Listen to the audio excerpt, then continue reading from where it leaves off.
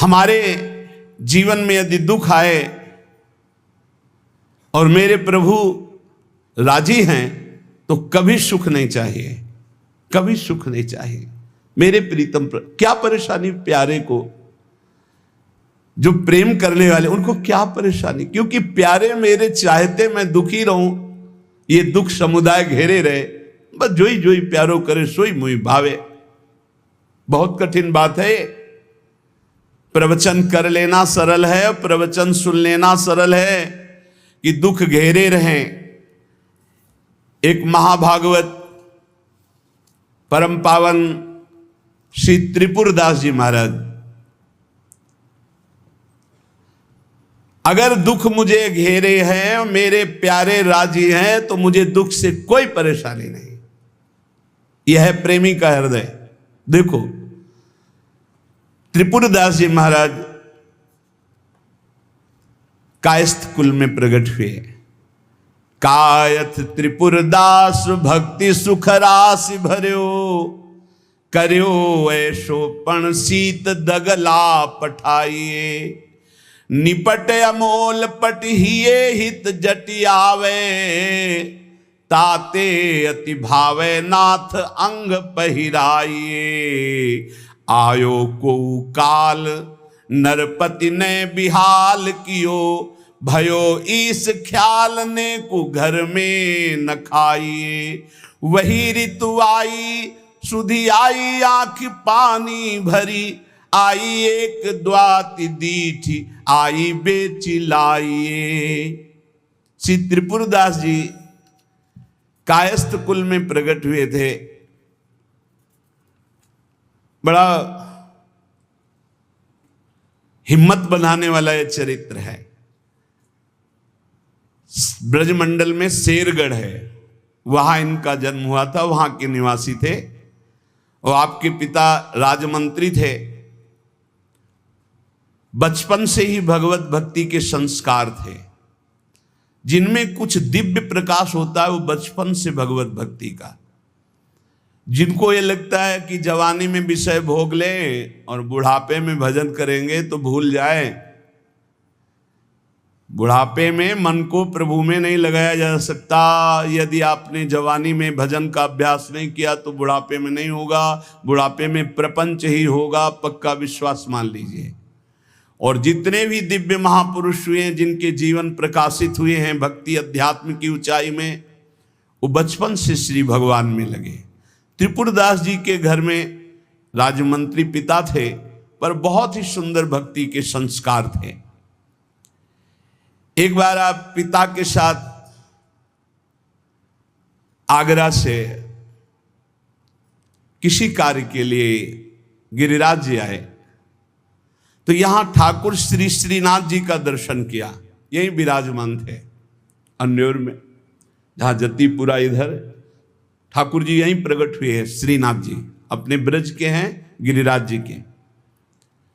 ऐसा सुंदर रूप श्रीनाथ जी का, ये नवीन किशोर अवस्था लुभायमान हो गए। बहुत हट किया, अब मैं नहीं जाऊंगा, इन्हीं के दर्शन करूंगा, इन्हीं के पास रहूंगा। पिता राजमंत्री थे।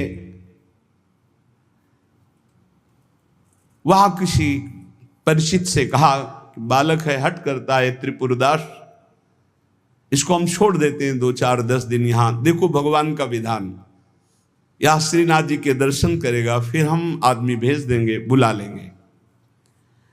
अब वो दैवी योग से प्रेरित थे, पुत्र को यहां छोड़ दिया और वापस वो लौटे तो रास्ते में कुछ वैरी दल के राजसैनिक को दुष्टों ने घेर लिया और मार डाला, पिता को मार डाला।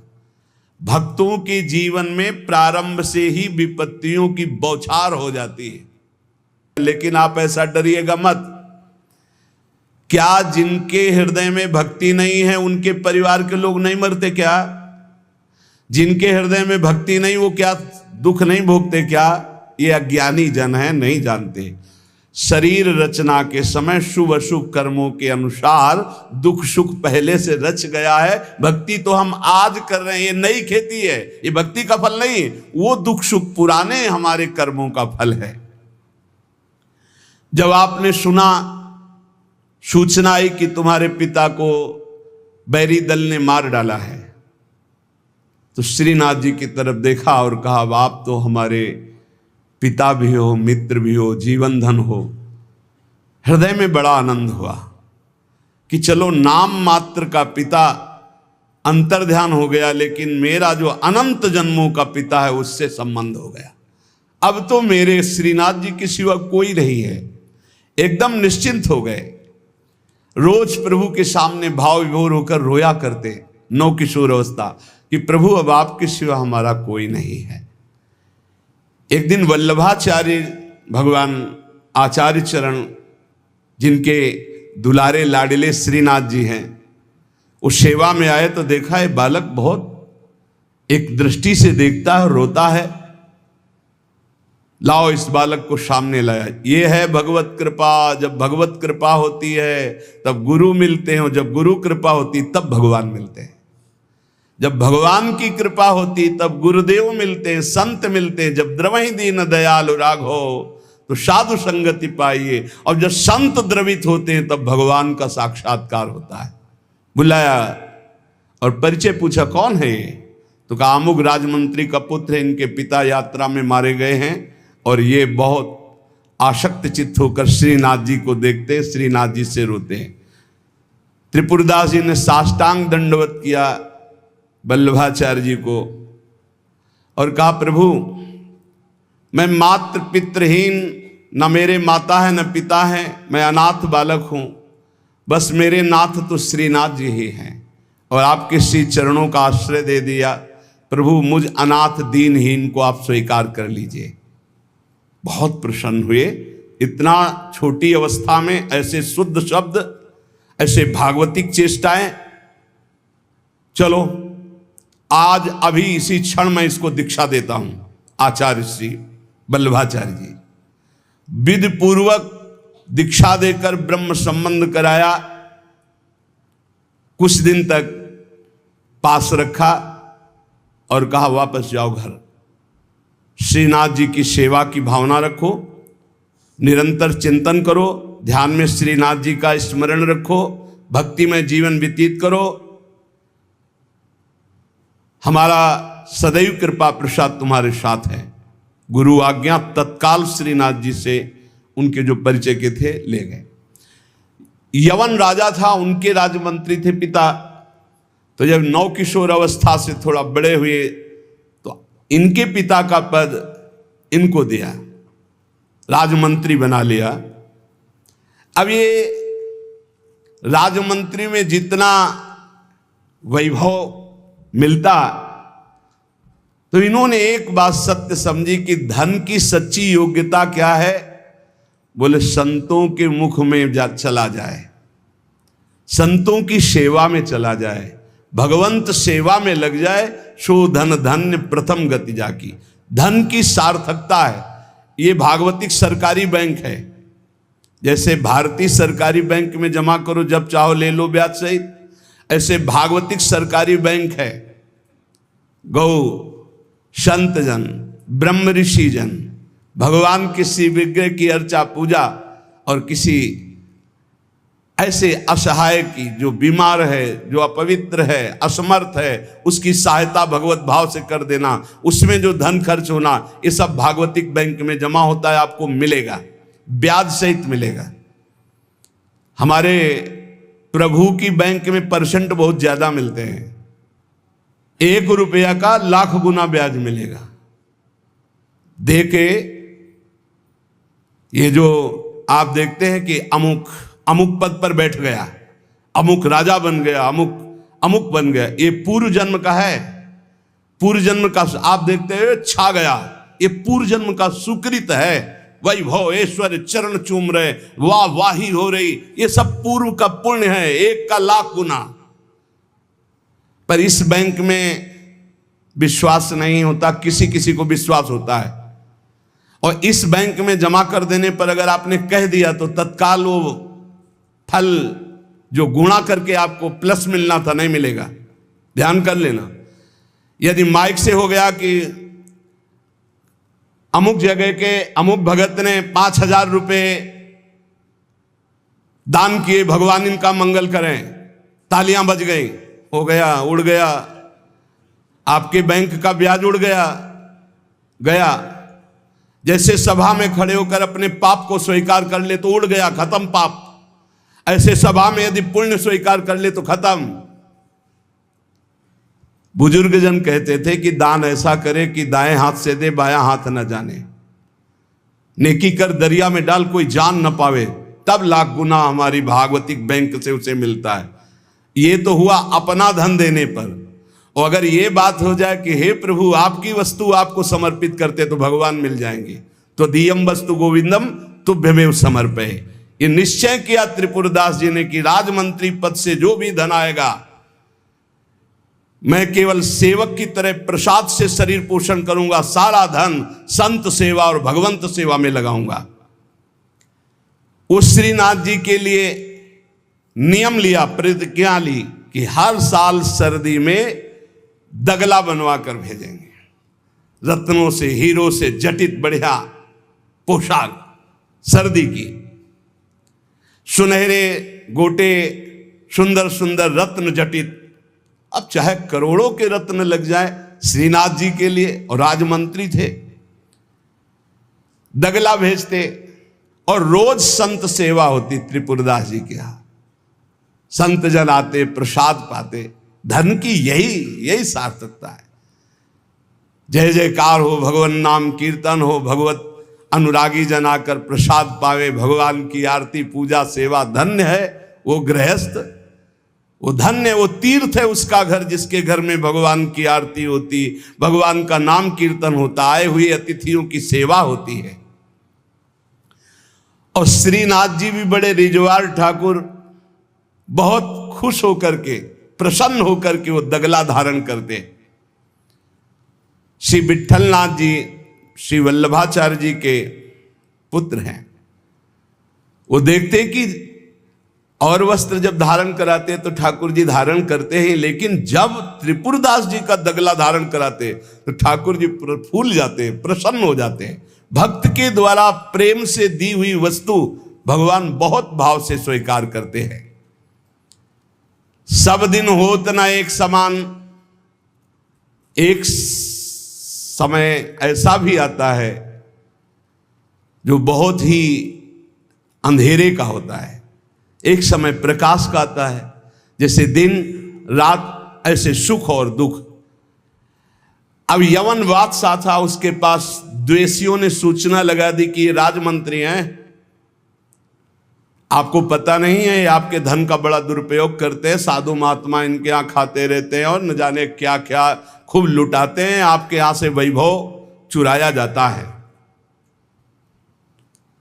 और वो राजा यवन, उसकी बुद्धि बदल गई, उसने तत्काल आदेश किया सर्वस्व अपहरण कर लिया जाए, त्रिपुरदास जी का सर्वस्व संपत्ति जब्त कर ली जाए।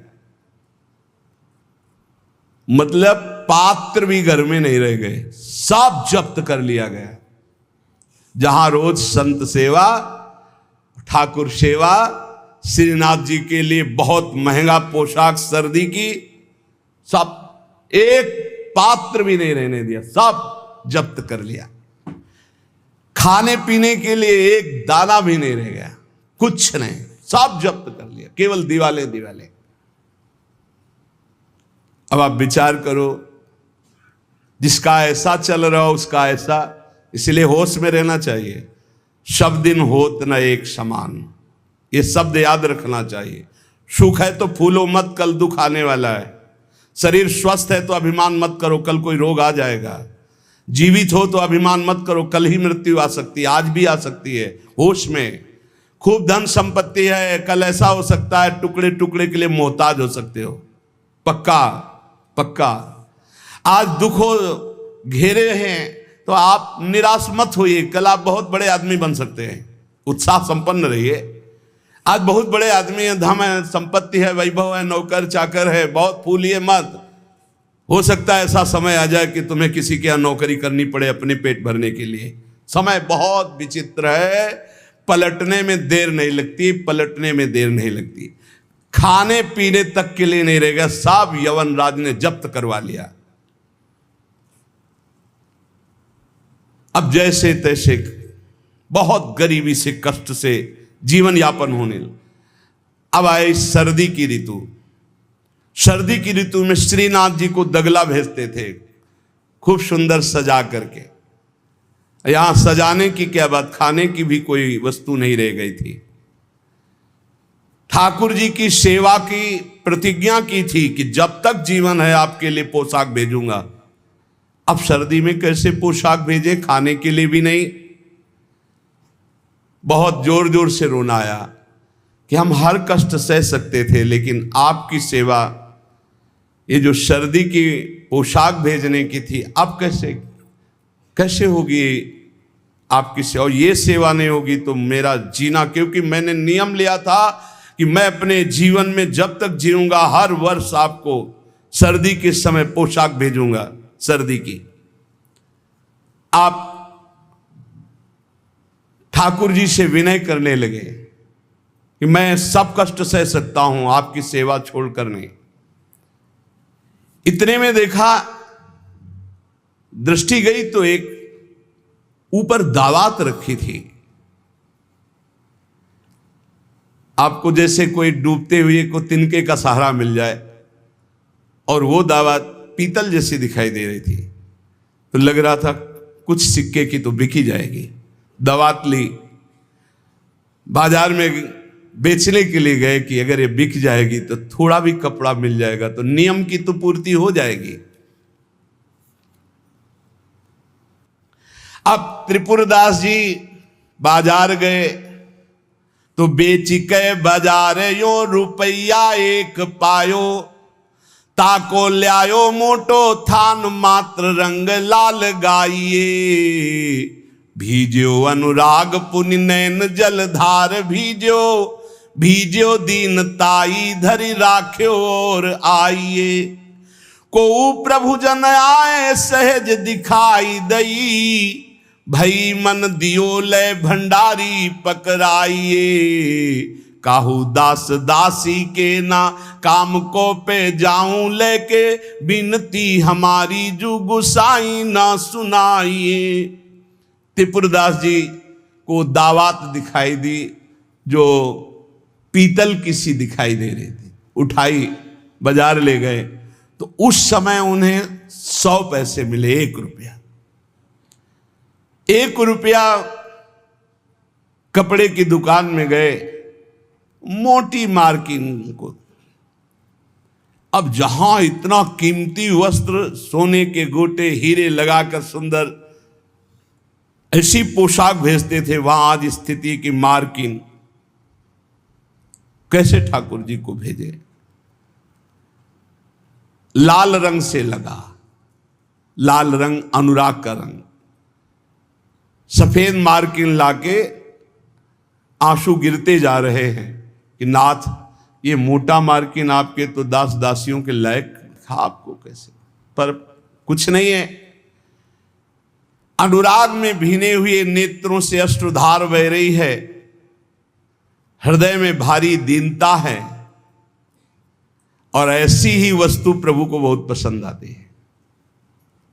हमसे अगर दी जाएगी 5 किलो सोने का छत्र, तो 4 लाख योजन का सोने का पहाड़ है उनकी इस मृत्यु लोक में।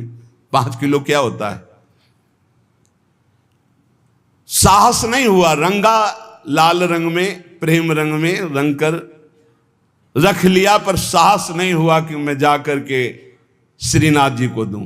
कैसे दूं? अब उनके मन में एक बहुत पीड़ा है। और देखो, भगवान अपने भक्त की बात को अंतर से जानते हैं। त्रिपुरदास जी के हृदय में दैन्य, और दैन्य भगवान को बहुत प्रिय है। यही दरबार दीन को आदर रीति सदा चली आई। भगवान को मूल्यवान वस्तुएं प्यारी नहीं, भगवान को जो प्यारी वस्तु है वो दैन्य है, दीनता। जेहि दीन प्यारे वेद पुकारे द्रवो सुश्री भगवाला। इतने में विधान बना, गोसाई जी के सेवक श्रीनाथ जी की सेवा के लिए जो भक्तजन थे उनके यहां विचरण किया करते थे, अचानक दृष्टि में पड़े त्रिपुरदास जी के। देखा ये तो श्रीनाथ जी के सेवक हैं जो गोसाई जी के पार्षद हैं, और ये तो सेवा सामग्री श्रीनाथ जी को पहुंचाते हैं। तो आपने प्रणाम किया, घर लिवा गए, कुछ खाने पीने के लिए व्यवस्था ही नहीं। कैसी कैसी, कहां राजमंत्री का सुख और कहां। बहुत संकोच में भरे हुए वो मार्किन निकाल के लाए जो लाल रंग से रंगी थी, और कहा हाथ जोड़ करके कि हर वर्ष प्रतिज्ञा थी कि श्रीनाथ जी को पोशाक भेजेंगे, पर भगवत कृपा से वैसा विधान बन गया है। यद्यपि ये श्री गोसाई जी के किसी दास दासी के पहनने योग्य भी नहीं है, फिर ये श्रीनाथ जी के श्री अंग के लिए तो क्या होगी। पर आप क्या इस भेंट को वहां तक पहुंचा देंगे? भंडारी को दे देना, पर गोसाई जी को कुछ मत बताना, न मेरी स्थिति बताना कि खाने को भी नहीं, और ना ये बताना कि ये मार्किन भेजा, कुछ मत कहना, उनको दुख पहुंचेगा। केवल भंडारी को दे देना, वो जो चाहे जैसे चाहे, यद्यपि वे श्रीनाथ जी के योग्य तो है ही नहीं। देखो, भगवान भावोत्सवेन भजताम रस कामधेनु है। बड़ा हृदय में सुख हो रहा है उस वस्त्र को लेकर। वो जो भगवत पार्षद है, आज तक उनको ऐसी भेंट, इतनी इतनी भेंट मिलती थी श्रीनाथ जी के पास ले जाने के लिए, लेकिन ऐसा सुख नहीं होता था जैसा त्रिपुरदास जी ने रो करके जब मार्किन दी लाल रंग से रंग के, उनको एक अपार सुख हो रहा है। और दियो ले भंडारी कर राखे धरि पटवा पे, निपट स्नेही नाथ बोले अकुलाय के, भय हैं जड़ाए को बेगी ही उपाय करो, विविध ओढ़ाए अंग बसन सुहाय के। आज्ञा पुनि दइयो अंगीठी बारी दई, फिर वही भई सुनी रहे अति ही लजाए के। सेवक बुलाए कही कौन की कबाए आई, सब की सुनाई एक बहीली बचाए के। त्रिपुरदास जी का वस्त्र लेकर बड़े प्रेम में डूबे हुए भगवत पार्षद गए और भंडारी जी से कहा कि आपसे तो कुछ छुपाव है नहीं, ये त्रिपुरदास जी का दिया हुआ वस्त्र है। यद्यपि बहुत कष्ट में उनका जीवन है, फिर भी उन्होंने ये सेवा भेजी। आप इस सेवा का आदर करना, अपमान मत करना कि कहीं फेंक दो, अरे मार्किन कहाँ ठाकुर जी के श्रीअंग पोशाक वाले। तो उन्होंने, भंडारी ने कहा कि इसका सही प्रयोग करेंगे।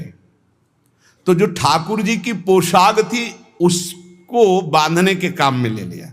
उन नए वस्त्र जो मार्किन आई उसमें रखकर ठाकुर जी की पोशाक बांधकर और उसे अलमारी में रखने।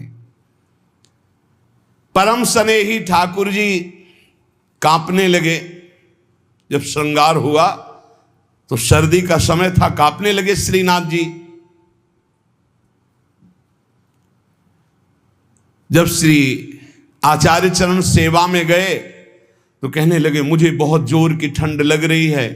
ठाकुर जी बोलते हैं निज जनों से, जैसे हरिवंश महाप्रभु से राधा वल्लभ जी बात करते थे, बंचंद महाप्रभु से बात करते थे, बिहारी जी से स्वामी जी महाराज, विठल विपुल देव जी, बिहारिन देव जी।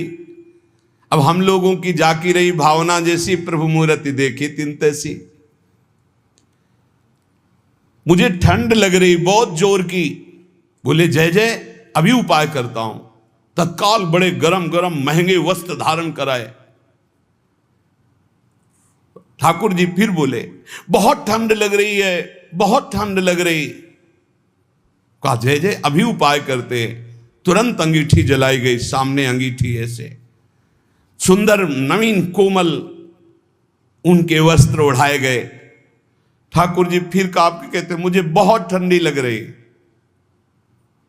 श्री विट्ठलनाथ जी गोसाई जी समझ गए कि ये साधारण ठंड नहीं है, ये किसी भक्त के हृदय की जो पीड़ा है उसी की एक कपकपी है।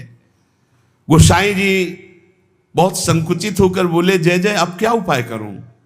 आपको सुंदर सुंदर दगला पहना दिया, सुंदर गरम वस्त्र ओढ़ा दिए, अंगीठी आपके साथ, फिर भी आप कह रहे हैं आपको ठंड लग रही। एकदम ध्यान गया। उन्होंने कहा किसी भक्त के वस्त्र का तो अपमान नहीं हो रहा है। सेवक को बुलाया, तत्काल बही खाता लाओ, इस वर्ष किसकी किसकी पोशाक आई है, किसकी नहीं आई। बही खाते में सुनाया गया, लेकिन त्रिपुरदास जी का नाम नहीं था। त्रिपुरदास जी का नाम इसलिए नहीं लिखा कि कोई पोशाक ही नहीं थी, मार्किन लाल रंग से भेजी गई थी। श्रीनाथ जी बड़े स्नेही हैं, बहुत प्यार करने वाले हैं। मोहन छवि नैनन बसी, पर छवि कहा समाए, भरी सराय रहीम लखियाप पथिक फिर जाए। अंतर दाव लगी रहे धुआं प्रगटे कोई, कह जिए जाने आपनो कह जा सिर बीती होए। अंतर में आग लगी है मोहनलाल की, अद्भुत प्रेम में डूबे श्री रहीमदास जी। प्रभु श्रीनाथ जी को ऐसी ठंडी लगी, हर उपाय करके श्री विट्ठलदास गोस्वामी जी हार गए। तब उन्होंने कहा किसी भक्त की किसी वस्त्र का अपमान हो रहा है, किसी भक्त पर विशेष कृपा करना चाहते हैं, लाओ बही खाता लाओ। हर साल जिसकी पोशाक आती थी नाम सुनाओ। नाम सुनाया, त्रिपुरदास जी का नाम नहीं था। तो सुनी ना त्रिपुरदास बोले धन नाश भयो, मोटो एक थान आयो राख्यो है बिछाई के। ल्याओ बेगिया ही छिन मन की प्रवीण जानी, ल्यायो दुख मानि ब्योति लई सो सिवाय के। अंग पहिराई सुखदाई कापे गाई जात, कही तब बात जाड़ो गयो भरी भाई के।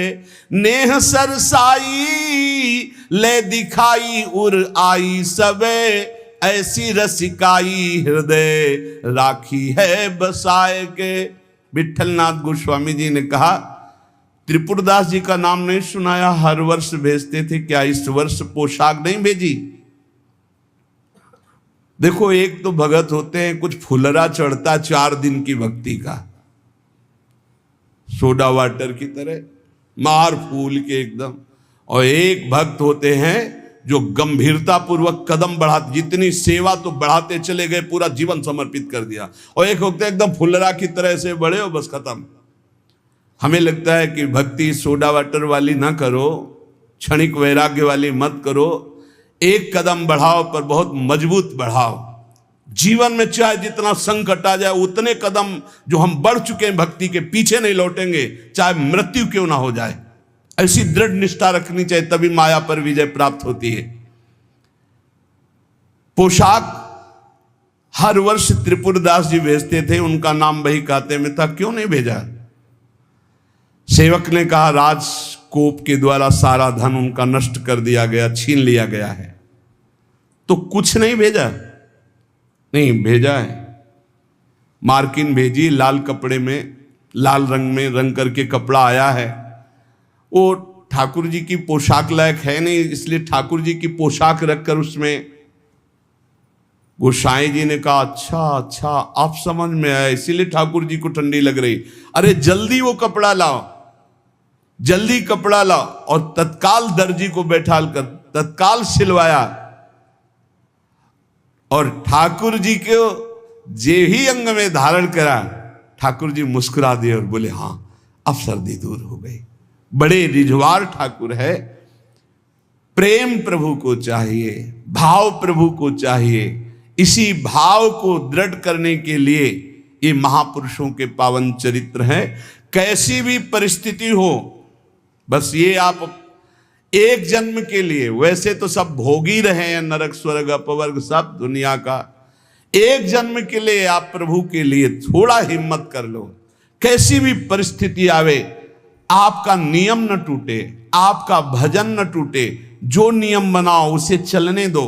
प्राण चाहे निकल जाए, इस जन्म में भक्ति से पीछे नहीं हटना, तो निश्चित भगवत प्राप्ति हो जाएगी। ये जीवन हमारा भगवत प्राप्ति के लिए है। बहुत सावधान, सुख दुख के ये भाव समुद्र के थपेड़े हैं।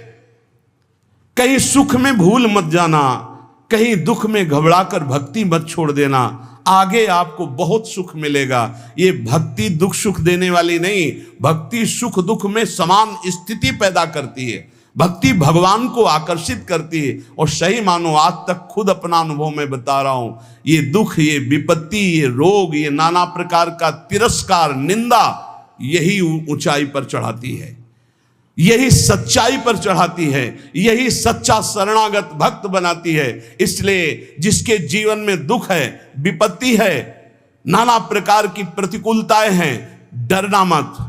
तुमको उस ऊंचाई पर भगवान चढ़ा रहे हैं जहां तुम चढ़ ही नहीं सकते थे। सुख और सुविधा ये दुलार है। जैसे कोई बच्चा बहुत रोने लगे तो टाफी पकड़ा दे। सुख सुविधा अनुकूलता प्रणाम नमस्कार ये हमारे प्रभु का दुलार है। दुख प्रतिकूलता तिरस्कार अपमान विपत्ति ये कृपा है। और कृपा पात्र ही विश्व विजयी होता है। कृपा पात्र ही काम क्रोध लोभ मोह मद का नाश करता है। इसलिए सदैव अपने आराध्य देव की निष्ठा में रहे। त्रिपुरदास जी का एक नियम था, वो श्रीनाथ जी के चरणामृत का रोज पान करते थे। हमेशा चरणामृत अपने पास रखते थे। बिना जबान में चरणामृत गए वो अन्न जल नहीं रखते थे। वैसे ये नियम रखने की बात प्रायः सबको कही है। श्री जी का चरणामृत, गुरु जी का चरणामृत जरूर पास रखना। जिसके पास चरणामृत की सुविधा न हो तो हम चरणामृत कुंड का नाम ले रहे हैं। मानसरोवर, राधा कुंड, श्याम कुंड, ये जो कुंड हैं इनमें हर संतों के चरणामृत है। ब्रज 84 कोस के बड़े बड़े सिद्ध संत जो चरणामृत नहीं देते वो भी इनमें स्नान करते। वो भी जब जाते हैं तो आचमन और चरण धोते। इन कुंडों का जल रख लो, एक एक बूंद रोज अगर मुख में डालोगे, एक एक बूंद, तो आपका चरणामृत पान का नियम पूरा हो जाएगा। और राधा वल्लभ जी, बांके बिहारी राधा रमन जी, यहाँ तो करुणा बरसती। आप चले जाओ पात्र लेकर और हाथ जोड़कर प्रार्थना करके मांगो तो आपको चरणामृत मिल जाएगा। अगर इतना चरणामृत मिल जाए उसमें आप जल मिला ले तो आप वर्षों उसी को चलाते रहें, जल मिलाते रहें, चलाते रहें, वो चरणामृत ही होता है। एक दिन संयोग की बात, जब आप भोजन करने के लिए गए तो जो श्रीनाथ जी के चरणामृत का पात्र था, वो जो चरणामृत मांगते थे मिल जाता था, सेवक देते थे। बोले आज तो चरणामृत खत्म हो गया। आपने कहा पहले क्यों नहीं बताया? अगर पहले बताए होते तो चरणामृत की व्यवस्था करते। तो ठीक है, ठाकुर जी को भोग लगा दो, अब हम प्रसाद नहीं पाएंगे जब तक चरणामृत नहीं। ये पूज्य श्रीधर बाबा जी को हमने नियम देखा कि वयोवृद्ध थे, 3 बजे आसन पे बैठते प्रातःकालीन और 1 बजे तक जप करते। 1 बजे के बाद 2 साधक उनको उठाकर ले जाते परिक्रमा मार्ग में। वो साष्टांग दंडवत लोटपोट होते, फिर आते अपने ठाकुर जी की 4 परिक्रमा करते। इसके बाद हाथ जोड़कर मंदिर में चरणामृत लेते। और जब चरणामृत जिस दिन, एक तो प्रायः रहता है ऐसा कभी हो गया कि कोई दूसरा भगत जो उनकी नियम निष्ठा को नहीं जानता वो सब बट गया, तो बोले बाबा चरणामृत तो बट गया, 1 बूंद पानी नहीं पिएंगे। अब फिर 1 बजे वही प्रक्रिया करके चरणामृत मिलेगा तब पानी पिएंगे, तब भोजन कर। ऐसी भक्तों में निष्ठा।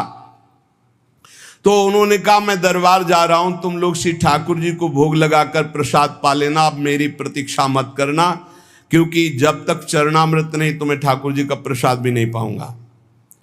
मन में निश्चय किया कि यदि चरणामृत श्रीनाथ जी का नहीं मिला तो चाहे प्राण निकल जाए कभी कुछ जबान पे नहीं रखूंगा। चरणामृत के बिना मेरा जीवन किस काम का। रसोईया अपने कार्य में लग गया। इतने में स्वयं श्रीनाथ जी 10 वर्ष के बालक का रूप रहकर पात्र में चरणामृत अपना जतिपुरा से ले गए, वहां पहुंचे और कहा सुनो, ये 3 पात्र रखे हैं, त्रिपुरदास जी को बता देना, इसमें श्रीनाथ जी का चरणामृत, इसमें महाप्रभु वल्लभाचार्य जी का चरणामृत, और ये तीसरे पात्र में श्रीनाथ जी का उच्छिष्टामृत, उनको बुला लो और पवाओ। और ये तीनों थैलियां भेजी गए। बालक ऐसा कह के चला गया। त्रिपुरदास जी को बुलाने के लिए गए। त्रिपुरदास जी दरबार में थे, एकांत में आए और उनका, मैंने कहा था कि बिना चरणामृत के हम प्रसाद नहीं पाते, क्यों हमको तंग कर रहे हो? बोले नहीं, चरणामृत तो आपकी ही बात पहुंच गई है तो वहां से चरणामृत भेजा गया है। बोले कौन बालक चरणामृत लाया? बोले जय जय ने भेजा होगा। तो कितनी अवस्था था? 10-12 वर्ष की अवस्था। तो कहा अरे बालक नहीं था, साक्षात श्रीनाथ जी थे, साक्षात श्रीनाथ जी थे। जे ही अलौकिक चरणामृत का स्वाद, स्वयं श्रीनाथ जी ने अपना चरणामृत उतार, वल्लभाचार्य जी का चरणामृत और अपना उच्छिष्टामृत। जो साधक, जो भक्त निष्ठावान होते हैं तो ठाकुर जी उनकी निष्ठा की पूर्ति करते हैं। इसलिए अपने जीवन को भक्ति की निष्ठा में बांधिए। जो नियम लो, आजीवन प्राणपण उसका निर्वाह करो। ठाकुर सेवा का, संत सेवा का, चरणामृत का जो नियम लो, कुछ नियम जीवन में होने चाहिए, कुछ नियम होने चाहिए जो जीवन भर चलने चाहिए, चाहे बीमार हो चाहे जैसी स्थिति हो, वो नियमावली नहीं टूटना चाहिए। उन नियमावली से ही भगवान रीझ जाएंगे। नेम से ही प्रेम होता है और फिर प्रेम में कोई नेम नहीं रहता। इसलिए उपासक नियम पूर्वक, दृढ़ता पूर्वक भक्ति करे, खूब नाम जप करे और इसी जन्म में भगवत प्राप्ति करे, ऐसा दृढ़ निष्ठावान बने। शेष चर्चा आगे। श्री राधा वल्लभ लाल की।